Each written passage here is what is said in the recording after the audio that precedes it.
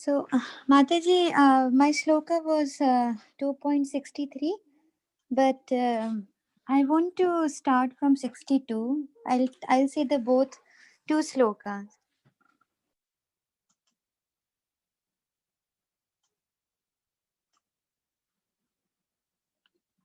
Sure, Mataji. Yeah, please continue.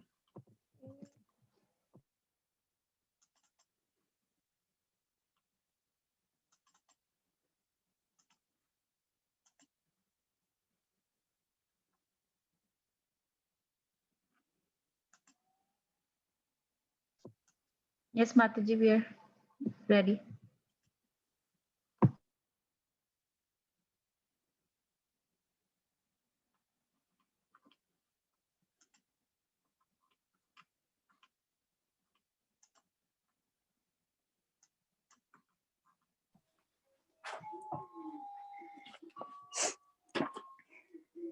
.62 ध्यायतो विषयान् पुंसः सङ्गस्तेषुपजायते सङ्गात् सञ्जायते कामः कामात् क्रोधो विजायते. Translation: while contemplating the objects of the senses, a person develops attachment for them, and from such attachment, lust develops, and from lust, anger arises. Sorry for the background music. Mataji.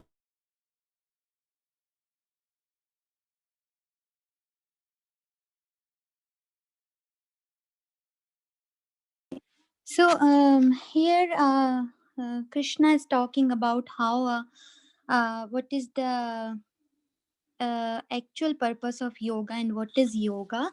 So when we think about yoga, as I knew it before, that yoga is sitting in a proper posture and do controlled breathing and exercise. But this type of yoga can only give temporary control of the mind. It cannot last for the long time. So the real purpose of yoga is to control the senses, to stop the material engagement and begin spiritual engagement. So in the material world, the people are attracted by womanly beauty, like they are busy in the material enjoyment. So Prabhupada has given this example that just say yeah, like we have the plaster of Paris. So when we mold the plaster of Paris into beautiful statues, initially when we are molding it, it doesn't look very beautiful, but when it is completed, it looks so attractive and beautiful. Similarly, our body is made up of muscles, veins, and blood. So when you see inside the body, it looks so horrible. Like it doesn't look nice. But from outside, it is painted by illusionary Maya. This illusionary Maya is controlling our senses and which leads to the bondage and attachment. So another example is like mirage. So mirage in desert, it is just the reflection of sunlight on desert. So it seems like there is a water, but when you go near, it doesn't. There is no water is there. It's just the illusion. So if some thirsty animal, they will feel that there is a water, they will go near that place. They will not find it, and it cannot satisfy their thirst because it is just an illusion. Similarly, the outside beauty, material engagement is illusionary Maya. It cannot give real satisfaction. So, what we need to do, we need to divert our mind from this type of illusionary material beauty and apply our senses to Krishna. That is the real yoga. So here they have given the example of Haridas Thakur. Uh, he was a young boy and he chant Hare Krishna Mahamantra. So his landlord of the village was envious of Haridas Thakur. So he sent a prostitute to defy him. The prostitute, she came to Haridas Thakur and she tried to captivate with her beauty, but Haridas Thakur was not captivated at all because he was fully Krishna conscious. Here they said that Lord Brahma and Lord Shiva, even um, they sometimes they were attracted by attracted by the sense objects. So even an ordinary man who is fully Krishna conscious cannot be conquered by Maya, but one who is not fully Krishna conscious, even Lord Shiva and Brahma, they can be conquered by Maya. Because the person who is fully Krishna conscious, who has developed a higher taste, like Prabhupada has given the example. He said that he had few devotees who were came initially, and they were fully Krishna conscious. They were eating meat before, but after that they stopped eating meat because they have developed a higher taste, which was the taste of spiritual engagement. So one who is not fully Krishna conscious cannot control his senses, cannot control the mind. It can attach to the worldly beauty, material things, and when attachment is there, memory is bewildered, and from there, lust and anger develops. So this another sloka 2.63. We can go on that one.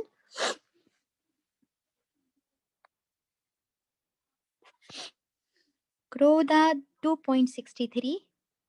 Krodad bhavati sammoha सम्मोहात् Smriti विभ्रमः Smriti भ्रंशाद् बुद्धिनाशो बुद्धिनाशात् प्रणश्यति.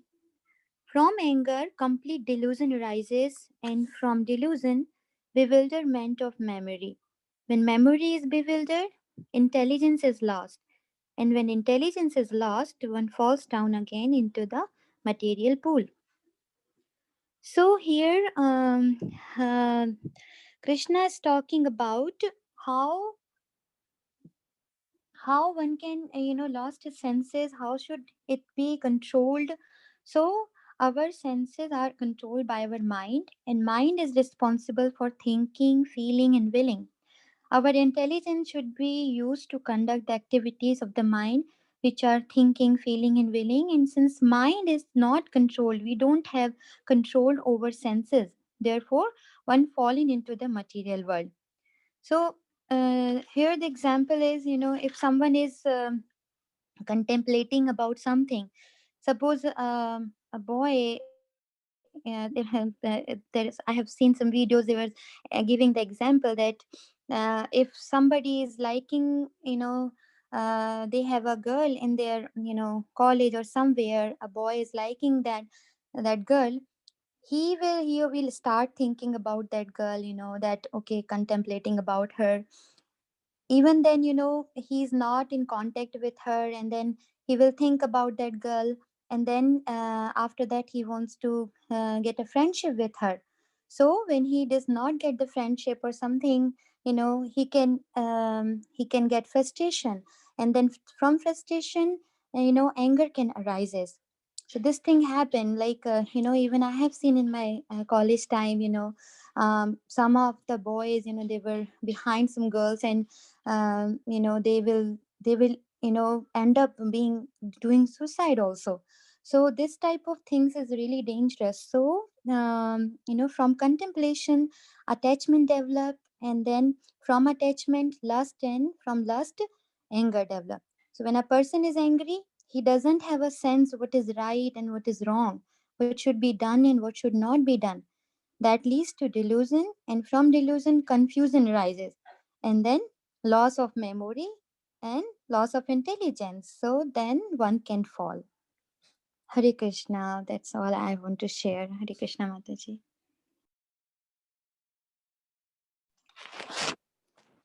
Hari That Bol. was very Thank you, nice. Mataji. Hari Krishna. Very nice. Thank you very much, Mata ji. Very nice. बहुत अच्छा बोला. Thank you, everyone. Thank you.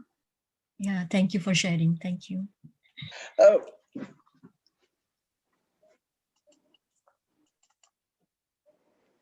Hare Krishna, Nirbhay Prabhu or Natasha Mata. Yes, Prabhuji. Mataji, I sent the message to you, the file in the chat window. So then can you share that file while my part of the presentation? Prabhuji, you sent it in Zoom? I send you Zoom, it's not going, then I send you on our WhatsApp. If your Okay, WhatsApp is yes, connected on your yes, I laptop. saw, I got it in WhatsApp. Okay, can can you आपका give me? WhatsApp laptop से connected है? No, but I'll send it to myself. Just give me 1 minute. I'll share it in a मैंने minute. निर्भय प्रभु को भी भेजा था.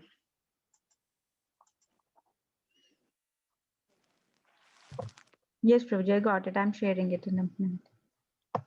Thank you, Mataji.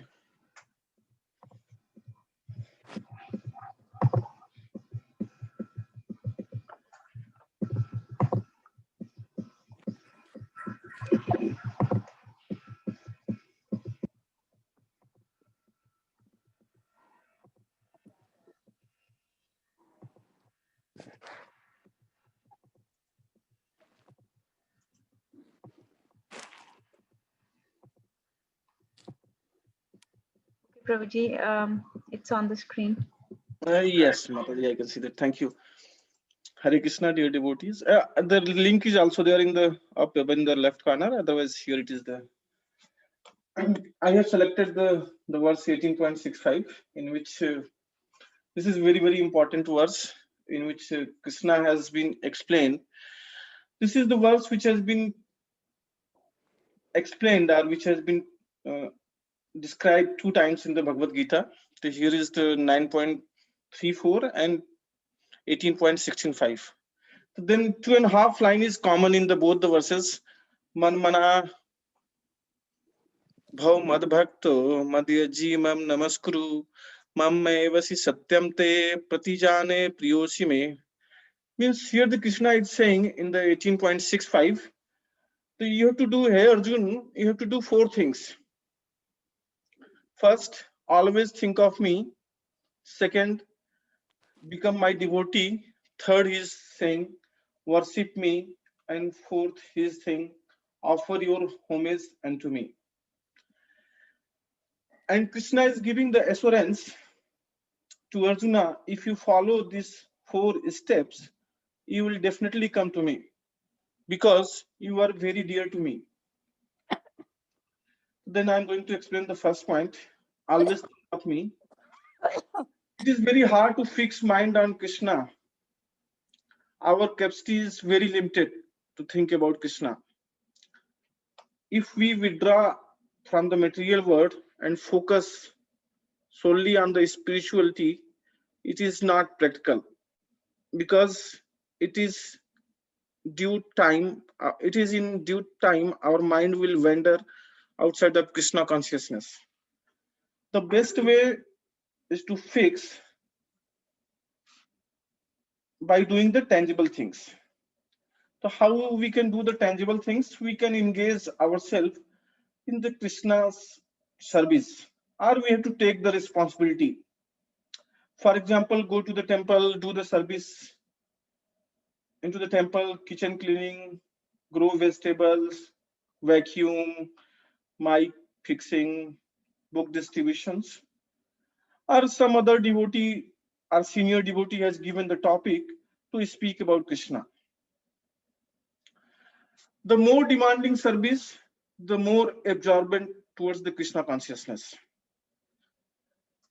At the same times, it is very difficult to attain the same things from this material world. As such, it is better to engage in challenging services for Krishna, which requires greater intellectual demand. Means we have to put our 100% potential, more than 100%. Even 24 hours is less for us. We have to think like this. In the same context, Krishna is saying here, Krishna is emphasizing one word, Satyam Te, means I am such. मैं अर्जुन सच बोल रहा हूँ. I am telling the truth. And in the same context, he is saying that in the verse 8.7, whenever you are going for the fight also, you have to think of me.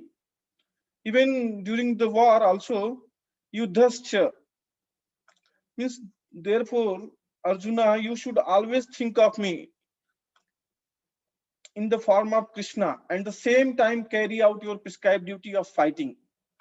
Means he is also saying whenever, whatever the activity you are doing, you have to think of me. fix your mind unto me, and then forget about everything. I will take care about rest of the things. You don't need to worry about anything. So I am giving this assurance. So that's what he's explaining in the 8.7 also. And second thing, he's saying that become my devotee.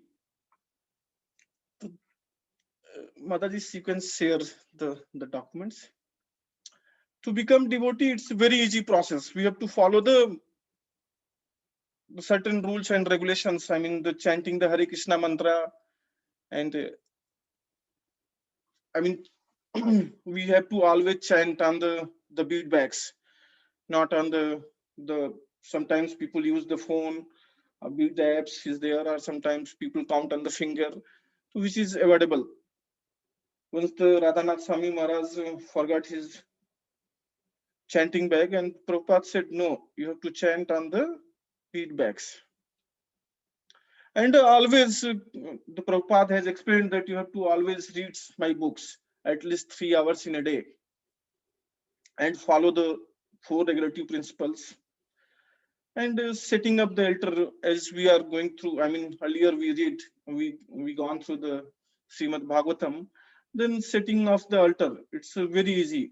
You have to take the picture of Srila Prabhupada and put the Lord Chaitanya and Nityananda Mahaprabhu. I mean, that is called the Christ jewel of all the jewels. I mean, all avatar. So then that is most merciful. And if Radha Krishna picture is there, that's great. And we have to always honor the prasad. Whatever we are going to have it, we have to always honor the prasad to the Krishna and always offer the prasadam prayer. Mahaprasadi Govinde. Everyone is familiar. And the association of the devotees, ABCD process. I mean, association of the devotees, book distribution, chanting, and prasadam. And attend the festival to the temples or any other congregation is there in the area. We need to attend those programs. And the ninth is the render practical devotional service in the temple by book distribution or by serving the prasadams, and any other service is there, then we can engage ourselves. Then we can become the devotee. This is and apart from this, we have 9 other processes for the devotional service also. So then we can engage also like the Shravanam, Kirtanam, Asmaranam, Pad Sevanam, and Archanam, Bandhanam. I mean, everyone is familiar about this. I'm not going much detail into that. So then we have to engage, I mean, at least whatever service we can do for the Krishna. Then it's very good to focus our mind and we can become the devotee. We will try to become the devotees for the Krishna. And third one is worship me. I mean, so in the Krishna explain like the patram puspam phalam toyam ena bhakti pranasati. Whatever you are offering to the Krishna, we have to offer with love. Krishna is bhava grihi janardan. He don't need anything from us. He is only need the bhav, from which in 4.11 also he explained in what way Krishna reciprocate. What way we approach to Krishna, Krishna will reciprocate in same way. That is the beauty of the Krishna. I mean, he always remember how we are, in which mood we are presenting ourselves to the Krishna. Like some devotee said, in this verse also we can explain, I mean, you can talk about in the Chaitanya Charitam, I mean, the Chaitanya Charan Mahaprabhu has explained that like the devotee should not be the emotional, or we are going to the temple, then we should not show like the exhibitions. We are going to do the Dandavad Pranam. Yes, we have to do that because this is our internal feeling. We are totally surrendered to Krishna. It does not matter if some people will think, oh, he is just bow down to the Krishna or in front of deities, in front of Prabhupada, in front of senior devotees. He's just showing, I mean, just exposing himself. No, this is the way we can surrender to Krishna. This is the process. That's what it has been explained here. So then we need to, that is the third. And fourth is offer your homage unto me. Means you have to give respects and honors to me. Why is saying? Because you are my dear friend, and I am promising you in this 18.65, Krishna is fully, I mean, Krishna compassion is overflow on Arjun. He's not able to control. And he's finally saying, if you do this thing, then I will provide this thing. So this is my promise. Just trust me. He keeps saying in 9.34, he said that, I mean, there is a slight difference between 9.34 and 18.65. In 9.34, Krishna is saying what we will do. And 18.65, Krishna is saying what Krishna will do for us. So that's the difference. If you will do this thing, all these four things, then Krishna will do for us. That's the very much important point over here. And for the devotional service, so many examples are there. For like the Ambarish Maharaj. Ambarish Maharaj was fully absorbed on the lotus feet of Lord Sri Krishna. He was glorifying always 24 hours to the Lords. I mean, through his, by cleaning the temples, hearing always divine pastime of Lord Krishna, and always looking at the deities and touching the lotus feet of the devotees, smelling the fragrance of the Tulsi Maharani. So in all ways, he was fully and always tasting the prasadam. Not, I mean, nothing else. He always honored the prasad, nothing else. So he was fully engaged in Krishna consciousness in all the ways, with all senses. Wherever he goes, he always take the prasad with him, with the devotees, even in the other kingdom also, and always offer the garlands, sandalwoods, and other things to the lords. I mean, in the different ways, so many things. I mean, we cannot even think of that, how much he was involved in the service of the Krishna. And then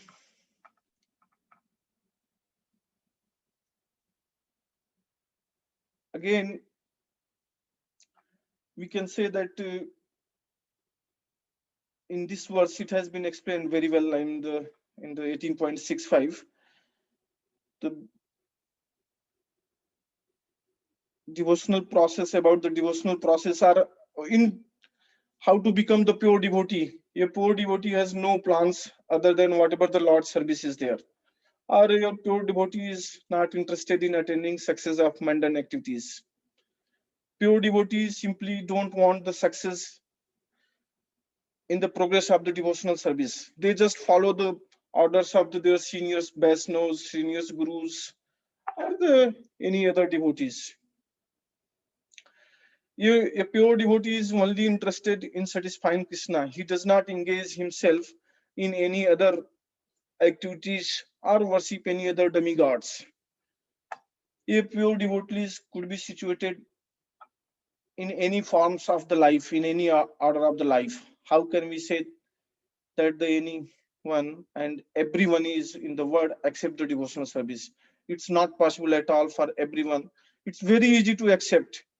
I mean, in the beginning itself, we can start chanting 16 rounds, but it has not been recommended that we can start, slowly. We can have to follow slowly and go, and then we can continue, keep growing in the spiritual path. Progress is important in the spiritual path.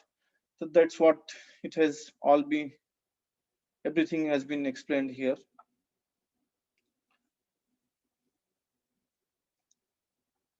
And this is why this is in the 18.65 is important, because this is most confidential knowledge which Krishna is giving to the Arjun.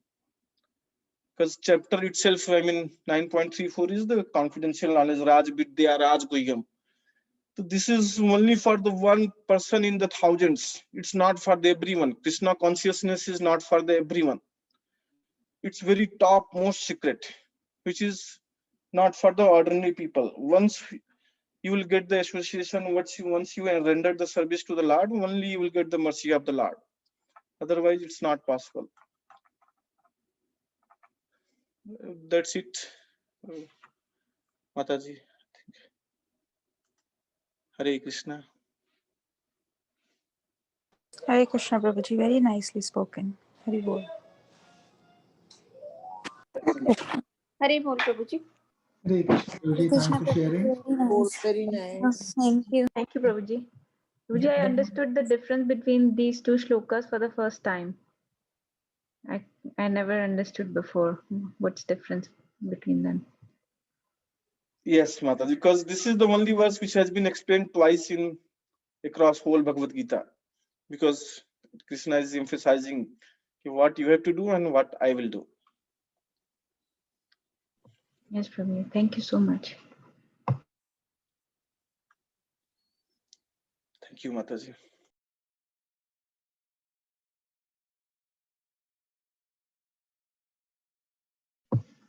Okay. Would anyone else who's prepared like to talk?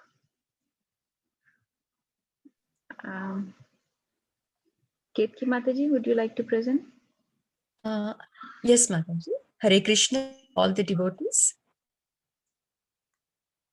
Hare Krishna. Yeah, my shloka is 7.14. Daivi Hisha Gunamayi Mama Maya Duratyaya Mameva Ye Prapadyante Maya Metam Tarantite. This is a very inspiring shlok for me. Here, Lord Krishna explains that this divine energy of mind, consisting of the three modes of material nature, Sattvagun, Rajogun, and Tamogun, is very difficult to overcome. But those who have surrendered unto me can easily cross beyond it.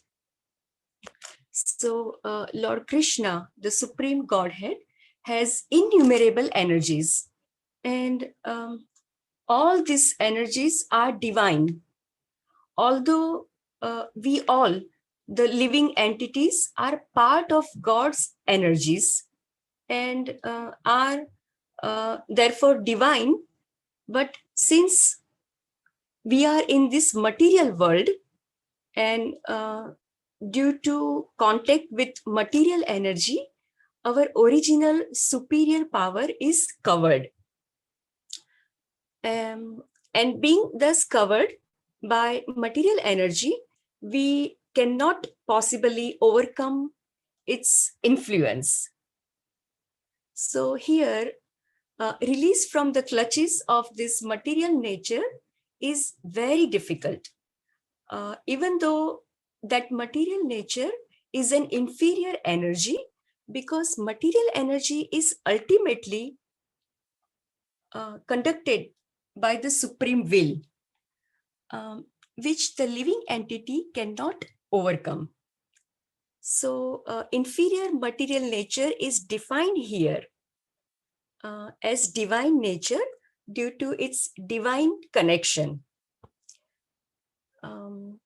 And being conducted by divine will, material nature, although inferior, acts so wonderfully in the construction and destruction of the cosmic manifestation. Another meaning of guna is rope. It is to be understood that the conditioned soul is tightly tied by the rope of illusion. So a man bound by the hands and feet cannot free himself. He must be helped by a person who is unbound. And because the bound cannot help the bound, the rescuer must be liberated. Therefore, only Lord Krishna or his bona fide representative, the spiritual master, can release the conditioned soul. So, without such superior help, one cannot be freed from the bondage of this material nature.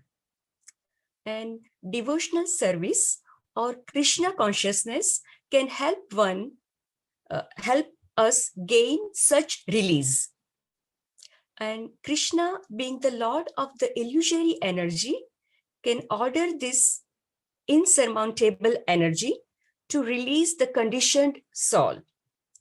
And Supreme Lord orders this release out of his mercy on the surrendered soul and out of his parental affection, love for the living entity, who is also originally a beloved son of the Lord. So as Lord Krishna said us in this shloka, Mameva ye prapadyante maya metam tarantati. Therefore, in this shloka, explain that surrendering to the lotus feet of the Lord Krishna is the only means to get free from the clutches of the stringent material nature. Okay. Hare Krishna. Thank you. That's all I have to share.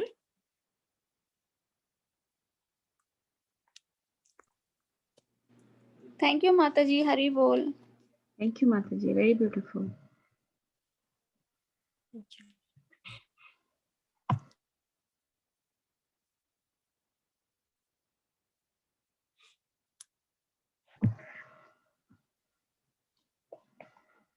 Anandi Radha Mataji, would you like to present today?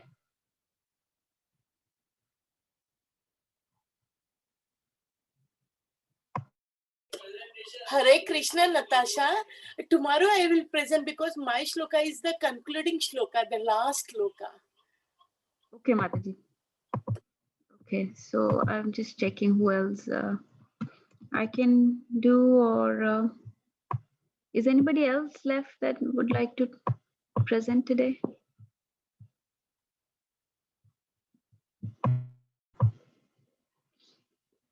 Archana Mataji, would you like to talk about any good shlokas, favorite shlokas that you like from Bhagavad Gita?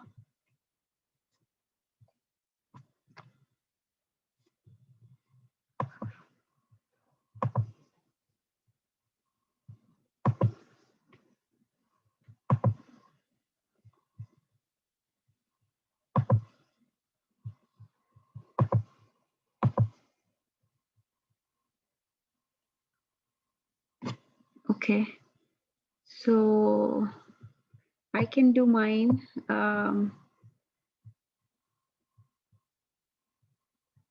Okay, if anybody else wants to talk, that'd be good. I just need a couple minutes to pull up my shlokas.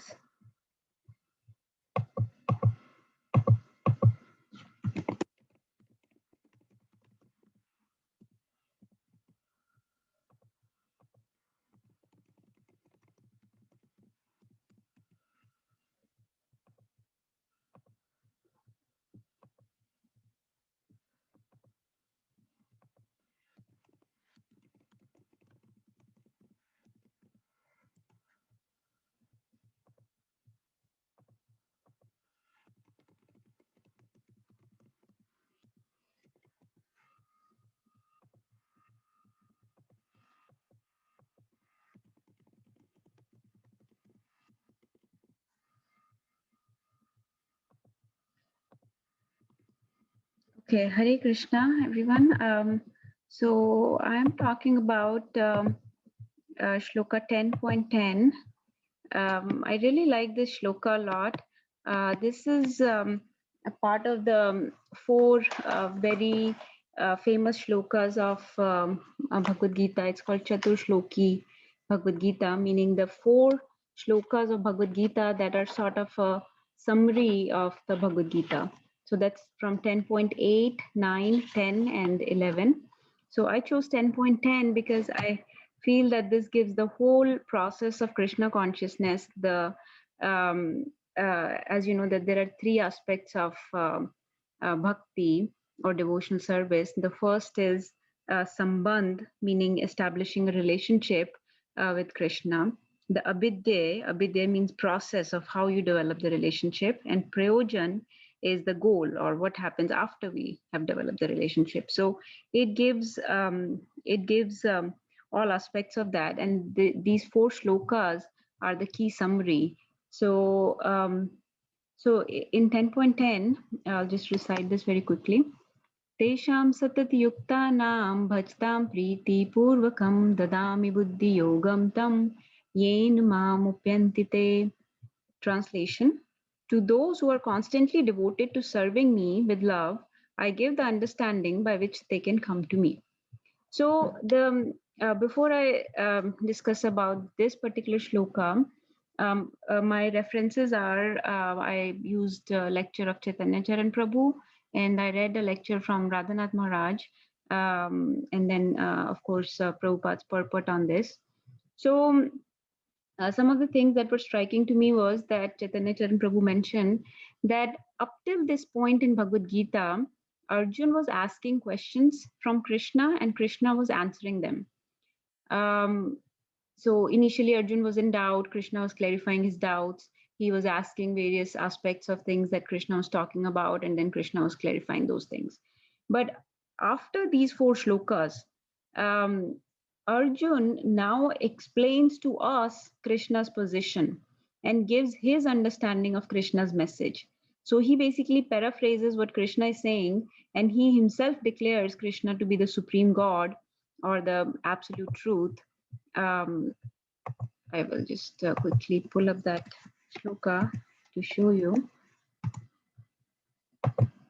So if you can see this 10.12 to 13, these 2 shlokas are said by Arjun, and they come after the Chatushloki Bhagavad Gita, where he declares Krishna to be the Param Brahm and Param Dham. So he says, you are the supreme personality of Godhead, the ultimate abode, the purest, the absolute truth.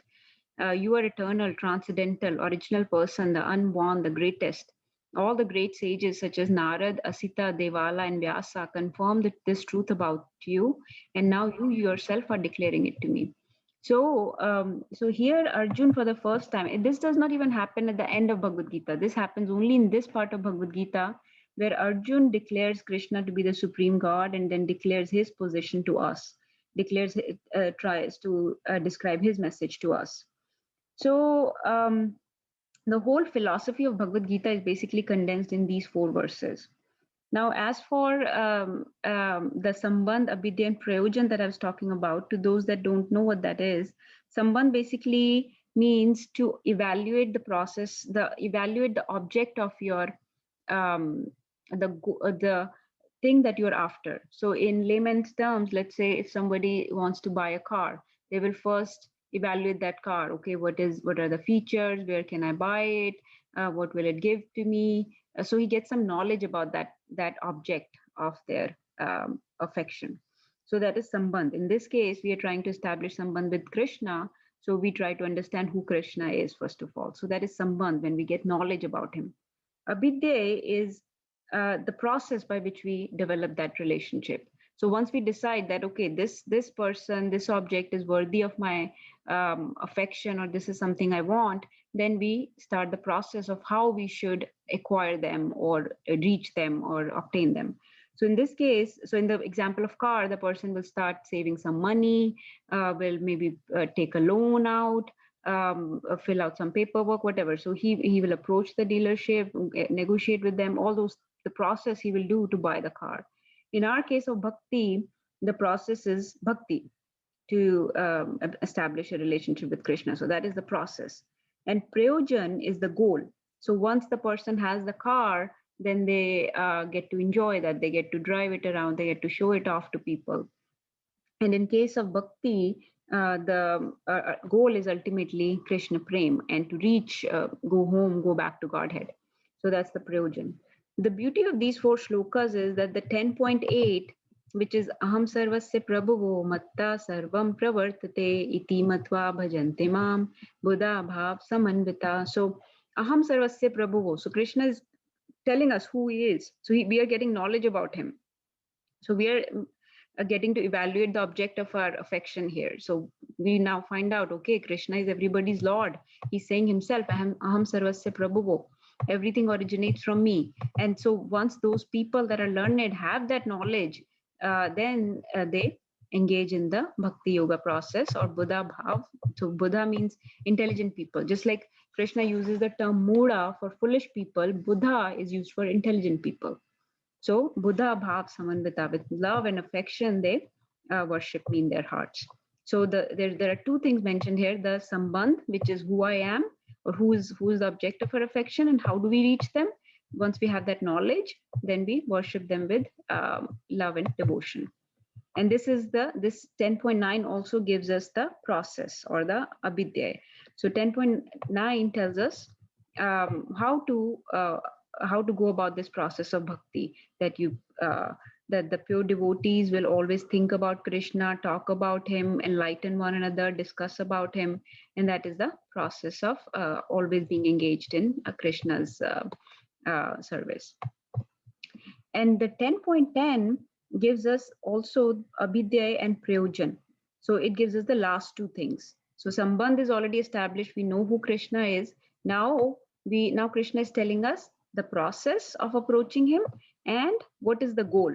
So the process is that you worship me with love and affection. So bhajtam priti purvakam, and satat yuktana means constantly engage in my service and worship me with love and affection. And the goal is that I will give you the correct intelligence by which you can obtain me. So the goal is to obtain Krishna, to reach Krishna, to get the love of Godhead. So that is the goal. So that is why we get both abhidya and prayojan in 10.10. So I will just discuss a little bit more about this 10.10 itself instead of discussing the whole Chaturshloki. So each word of this shloka is broken down, and I will not go too much into detail. Don't want to scare you with all these slides and shlokas. But just to say, when Krishna says Tesham Satat Yuktanam, who are Tesham? To those people. So those people are the ones that are pure devotees. These are the people, like in 10.9, which we just discussed, Krishna has explained, these are the people that are constantly talking about me, constantly remembering me, discussing me, teaching other people about me. So those are the people Krishna is talking about here. So Tesham is already mentioned by Krishna in the previous verse. That who are these people? These people are my pure devotees. And then we know this shloka, very famous, that Atul Prabhu always recites, Nashta Prayashva Badreshu Nityam Bhagavad Sevya. So people that are always engaged, always reading the scriptures, Bhagavatam, Bhagavad Gita, rendering service to my pure devotees. And so their consciousness is completely clean. So who are these people? These people are the ones whose consciousness is clean, who have obtained knowledge about me, who have developed love and faith in me. So who are approaching a spiritual master, who are reading the scriptures every day. So these are those people. And we know the very famous 6.47 also talks about, Krishna says, who's my favorite yogi? Of all the yogis, my favorite is the one who thinks of me within himself and renders loving service to me. So these are the people Krishna is talking about in 10.10 when he says, Tesham Satat Yuktanam. So those are the people. And Satat Yuktanam means one who are constantly devoted to serving me. So it's not like कि जब मन किया तो कर लेंगे, आज मन कर रहा है, आज मूड है तो भक्ति कर लेंगे या कृष्णा सर्विस कर लेंगे. No, these people are constantly devoted to serving me. In all their activities, they are serving me. So they are they're completely Krishna conscious. So they are chanting his names constantly. Like this one, 9.14, I like this verse a lot as well. Satatam kirtayanto mam. So Krishna says that those who worship me all the time. So I was listening to one of the lectures. Somebody asked, I think it was Amog Lila Prabhu, they asked, where does it say in Bhagavad Gita to chant 16 rounds? We have never read anywhere that it says to chant 16 rounds. Where did you come up with this number? So he said, actually, Krishna says in 9.14, Satatam Kirtyantomam. All the time you do my kirtan, all the time you chant my names. We have just given you 16 rounds. At least do those, then maybe you can get up to the process of doing Satatam. So Satatam is constantly. So these are the people that are always chanting Krishna's names, his glories, teaching other people with determination. Yatantascha dridvata. So yatan karte hain, like with great endeavor and determination, they worship me. Nitya yukta. So again, he emphasizes on this point that they are doing this Nitya yukta and Satatam. And Prabhuji already discussed this shloka. So Satat Yuktanam basically means that they are wholeheartedly engaged in my service. Another one that I found where Krishna talks about how these people are engaged in my service, pure devotees are engaged in my service without deviation. So they don't deviate from their path. They're not one day in very much materialistic mood, another day they suddenly have the urge to do bhakti, not like that. They're always constantly thinking of me. So Tesham Satat Yuktanam. So to those people that are my pure devotees that are always thinking of me, and bhajtam priti purvakam, they do my bhajan with love and affection. So it's not resentfully or क्यों ये करना पड़ रहा है, ऐसा बहुत मुश्किल हो रही है, with very great effort we are hardly able to finish our rounds in the day. Not like that. They look forward. So they worship Krishna with great love and affection. So they have complete faith in Krishna. They have established this relationship of friendship with Krishna. Like Krishna says in 9.26, that if my devotee, the one offers something to me with love and devotion, I will accept anything, a leaf, flower, fruit or water, but not somebody who's a non-devotee. Krishna does not appreciate as much. So the pure love and devotion, the friendship towards Krishna is what he's looking for. So here also 18.65 that Prabhuji discussed, he says, because you're my dear friend, I promise to you that if you always think of me, you will come to me without fail. So this shloka actually has the same import as this 18.65, that if you are always engaged in my service, thinking of me, become my pure devotee, you will come to me because you're my very dear friend. So Krishna wants that relationship with us of love and affection and friendship. And then I just found some more that we can, if anybody wants, they can note those. But basically Krishna emphasizes that how he's a friend to all. Here he says, I'm not partial to anybody, I'm a friend to everybody. So that was the first line, Tesham Satat Yuktanam Bhajtam Priti Purvakam. So they are very lovingly, constantly engaged in my service. Those people I give. So he says, Dadami, I give.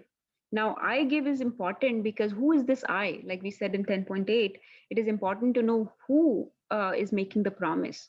Like if it is a poor person who tells you that I'll give you $100,000, doesn't mean anything because we know he doesn't have that much money. But this, so who is making the promise is important. So here the person that's making this promise to us is the Lord. He says, Aham sarvasya prabhu, I am the Lord of everybody. Matta sarvam pravartate, everything originates from me. And in 7.7, he says, Matta partaram nanya, there is nothing other than me, no truth superior to me. So the person that is making this promise to me is the absolute truth, the ultimate most superior truth that is making this promise. Everything rests upon me. So that person who says everything rests upon me, as pearls are strung on a thread, that person is making this promise. So that means he can definitely deliver what he's promising. So the Dami or the I here is important. Who is this I? So that is the Ishvara Parama Krishna, the controller, the creator, the maintainer, cause of all causes, making this promise. The Dami Buddhi Yogam Tam. So now this is very, very interesting here. So Krishna says, I give them the Buddhi Yoga, I give them the understanding, the intelligence. So Buddhi Yoga term is a little bit complicated and hard to understand. When I was initially reading Bhagavad Gita, I was very confused by what Buddhi Yoga is. Karma Yoga is explained very nicely. Gyan Yoga we can understand. Dhyan Yoga we can understand. Bhakti Yoga also we understand Bhakti Yoga, which is the culmination of all yogas, the highest rung of the ladder, we can at least theoretically understand. But Buddhi Yoga is hard to understand. So Buddhi Yoga is mentioned only 3 times in the entire Bhagavad Gita, in the verses, I mean. So it is mentioned in 2.39, and then this shloka 10.10, and then 18.57. In 2 so Buddhi Yoga is as such not a it is a compound form of yoga. It is not just a straightforward yoga. There are no particular sadhakas that are called Buddhi yogis. There are dhyan yogis, gyan yogis, karma yogis, bhakti yogis, but there are no particular sadhakas that are called Buddhi yogis. So Buddhi yoga term has to be taken in context of what is being talked about. So like in 2.39, when Buddhi Yoga, if you go into details of this particular shloka, you'll understand that in second chapter, when Krishna uses the term Buddhir Yogetva Imam Shrunu, that Buddhi Yoga actually implies to like Karma Yoga basically here. So I explain it. So here, if you see now, listen as I explain it in terms of working without fruitive results. O son of Pritha, when you act in such knowledge, you can free yourself from the bondage of works. Here, Buddhi Yoga basically means that you can carry out your duties without fruitive results, and I will give you the intelligence to do that. So here, Buddhi Yoga can be used interchangeably for Karma Yoga. But in 10.10, the one that I'm talking about, and the third verse that mentions this, 18.57, both those shlokas, when they mention Buddhi Yoga, they are talking about Bhakti Yoga actually. So Buddhi Yoga is a term that needs to be taken in context of what Krishna is trying to say. And that's why we need help of our gurus and acharyas to understand what is being said here. So when it is mentioned in 2.39, they're not, Krishna is not talking about reaching him. Krishna is talking about basically being free from the bondage of work. So that basically means getting liberation or reaching transcendence. That transcendence could be anything, Brahman, Bhagwan, Paramatma, anything. It basically means being liberated. But when he talks about it in 18.57 or 10.10, Krishna is talking about himself as Bhagwan. He says that you will reach me. So, and he says, in such devotional service, be fully conscious of me, meaning that Krishna, you can reach Krishna. I will give you that intelligence by which you will reach me. So when he mentions Buddhi Yoga in this context, it actually means bhakti here. So another thing, and I'll just mention couple more things about Buddhi Yoga. So commonly we say that Krishna will give us the intelligence. So intelligence, what Krishna does is he says that if you are worshipping me constantly, you have full faith and love for me, and you are making some efforts, then I will give you the intelligence with which you will be able to do those same services, those actions much better. So your bhakti will improve. We will get situated more firmly in our position of performing Krishna's service. So he will give us the intelligence to do what is favorable for Krishna's service. He will give us intelligence on how to do devotion, how to connect to Krishna better, how to cut down the desires, the attachments, the material afflictions, how to cut down the anarthas, how to improve our understanding of Krishna. So since we are making that effort, since we are trying to chant, since we are trying to clean our consciousness, he will give us the intelligence to do those things even better. So that is how we get the intelligence. And then the last part is yen mamupyantite, and by which they will come to me. Again, so this is the goal. This is the prayojan, that what are you reaching? So you are reaching me. And like we said, we know what we are reaching is a very high goal.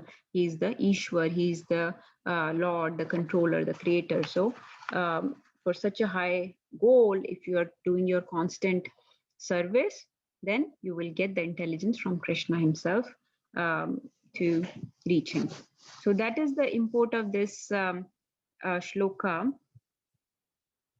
The practical application of this that I understand is, or that was explained in the lectures was, the key word here is Buddhi Yoga. The key word here is intelligence. So, you know, people very commonly say, Bhagwan ise buddhi de, ya Bhagwan mujhe buddhi do. So we use that for mundane things, for materialistic things, to give us the intelligence to do things right. But that also applies to bhakti. So whenever, not only in bhakti, but also in our daily endeavors, whatever actions you're performing, whatever task you're trying to do, if you're, you know, in a troublesome phase of life, you're stumped what to do, what not to do. So the easiest thing Krishna says is to just take shelter of me, submit to Krishna, submit to your spiritual masters, take their shelter, take the guidance of scriptures, and then with all that you will be given the intelligence on how to overcome those difficult situations. And like I said, in bhakti, the intelligence matters, because right now our intelligence, just like our senses are contaminated, they're clouded, our mind is contaminated, it is out of control, our ego is false ego, not true ego. Similarly, our intelligence, which is part of the subtle body, is also very contaminated. So that intelligence is not pure intelligence. Just like gyan is gyan or knowledge, but then it becomes gyan yoga when it is done to achieve liberation or transcendence. Karma may be a fruitive activity, but it becomes karma yoga when you do it without the expectation of fruitive result. Similarly, buddhi or our intelligence becomes buddhi yoga when that intelligence is used to reach Krishna. So that is why it's called buddhi yoga and not just buddhi. He's not saying I'll give you buddhi. He's saying I'll give buddhi yogam, meaning that intelligence, that superior intelligence, that higher intelligence by which you will come to me. So it is a pure form of intelligence, not the kind of intelligence with which. So initially, when we come into these process, spiritual process, we use our intelligence to evaluate Krishna.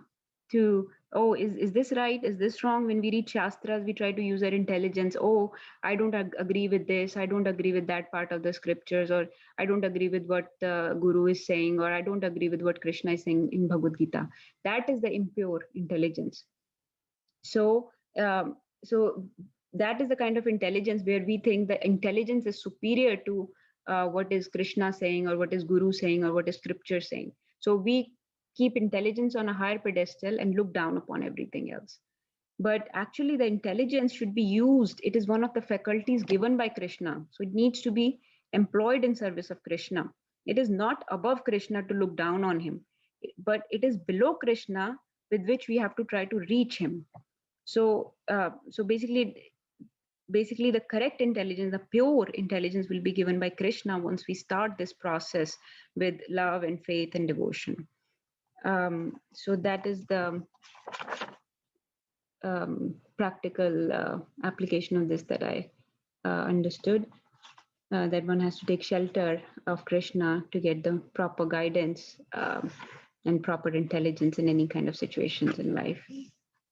That's all I had to share. Thank you. Thank you, Mataji. Hari Bol. Very nice explanation. Hari Bol, Mataji. Very well explained. So much work went into it. Thank you. Very nice, Mataji. You explained Very, very well. very nice. Yes, Very, nice very explanation. exhaustive and complete. Hari Bol Mataji, so nicely explained. Thank you so much. I wish I could have that knowledge.